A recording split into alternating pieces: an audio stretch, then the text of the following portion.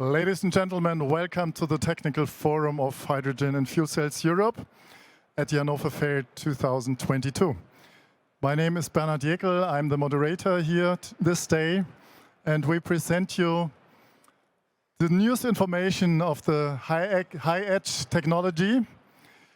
And the next presentation, or before I tell you the title, you can see it, but I want to say that green energy, as you know, and reducing the carbon footprint are big issues. But what about reducing the noise we get in this world? And the next presentation is about that subject. The speaker is Senior Director of Innovation of Purem by Eberspächer. Please welcome with an applause Markus Birgler.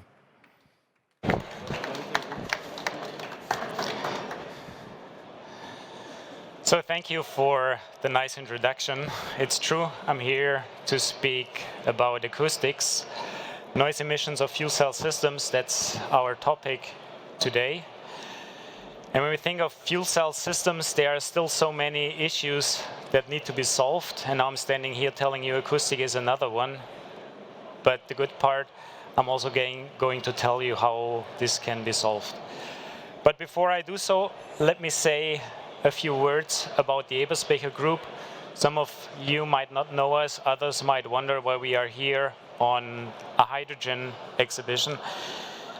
Our biggest division is Purem by Eberspächer, developing and producing exhaust systems.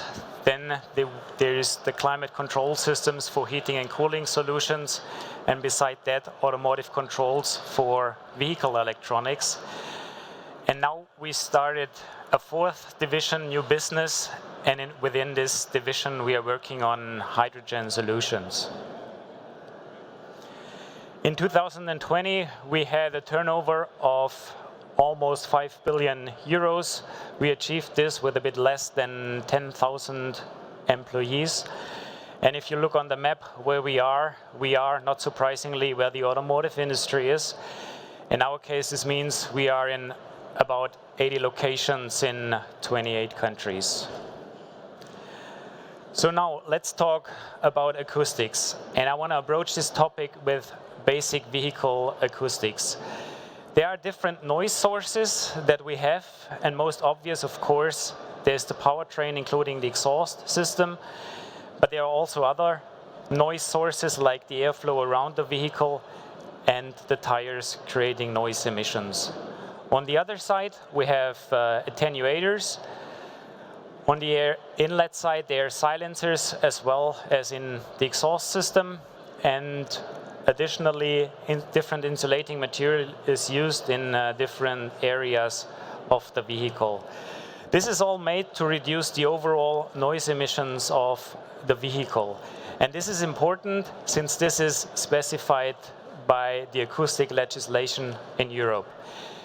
And this is measured in the following way. We have a pass-bind test that needs to be passed. And this goes that the vehicle drives at a speed of 50 kilometers per hour.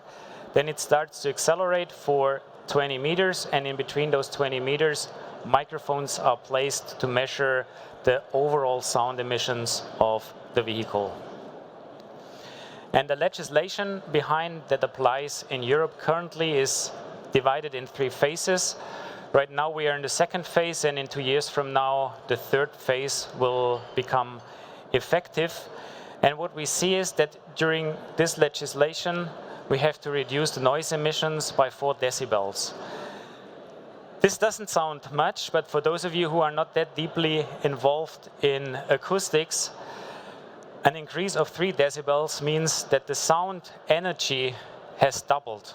Or in other words, coming back to our example here, if we have to reduce the noise emissions by 4 decibels, this means we have to take 60% of the sound energy out of the system. And this is quite tough and requires special measures. And an additional note, this applies to all vehicles independently of the powertrain that is used. And we wanted to understand what this means for fuel cell electric vehicles.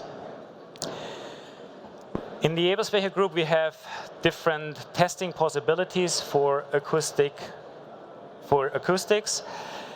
And here we measured a Toyota Mirai 2 fuel cell electric vehicle to measure the emissions of this vehicle. We see on the photo that we have done this on a roller test bench. This eliminates the airflow around the vehicle, and also what we can see, we covered the wheels, so the noise emissions of the tires are covered as well. This leaves us with the noise emissions of the fuel cell system, and this is what we've measured.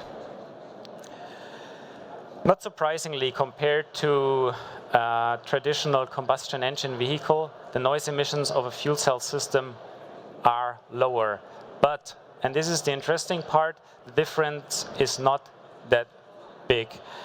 There are even areas where the fuel cell electric vehicle is louder than traditional combustion technologies. So why is it like that? We still have different noise sources in a fuel cell system. There is still airflow, so we have flow noises, and there is the compressor that has to bring the air into the fuel cell system.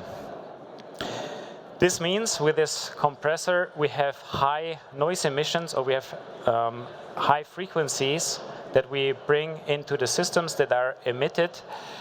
And if we consider that high frequencies are something that no one likes to hear, we start to understand that we need to create positive emotions, because noise creates emotions, positive or negative, and what we don't want is to create negative emotions, and that's why we have to deal with these noise emissions. So let's step a bit deeper into the acoustic measurements that we did. We measured the vehicle as it is, which means including a silencer, but we also removed the silencer in a second measurement, and this is shown here on those Campbell diagrams. So on the left side, we see the measurements with a silencer, and the two right Campbell diagrams show it without the silencer. The top two diagrams, they show the measurement of a run-up and a coast-down of the vehicle. And what we can clearly see, that the vehicle becomes obviously louder when the silencer is removed. This applies for the region of around 2 kilohertz up to 8 kilohertz. And the same story with the blow-off process. This is the two lower Campbell diagrams that we see. On the lower right side, we see that the blow-off process suddenly becomes audible if no silencer is installed in that system. So we see that the silencer has a strong influence in these systems, not just during normal system operation, but also during blow-off and purging processes, and that's why we recommend using a silencer in those systems. That's exactly what we are working on in the Eberspächer group. Eberspächer Verex is offering an air intake silencer. That's a broadband silencer which is used in the air inlet path to reduce the noise emissions coming from the inlet path. And same story for the exhaust system. In our exhaust system that we develop, we have a silencer as well. Now, these technologies are, of course, based on the knowledge and the capabilities that we have in our group from traditional combustion systems where silencers are a standard component. But it cannot transfer directly since there are several differences. One of those differences are the frequencies. The frequencies are relatively high compared to the traditional systems. And also we need to consider the new system in the material. We have hydrogen, so the material is exposed to hydrogen. This must be considered, but also important, the attenuating material. This is exposed to water, and we need to make sure that this material is still working even when it's wet. This brings me to the end, and let me summarize what we have seen. We've seen that the need for comfort and legislation are a driver for acoustics in fuel cell systems.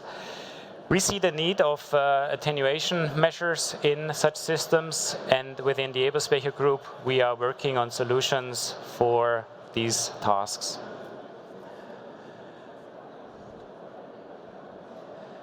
This brings me to the end. Let me say thank you for your attention. Maybe we have time for some more questions.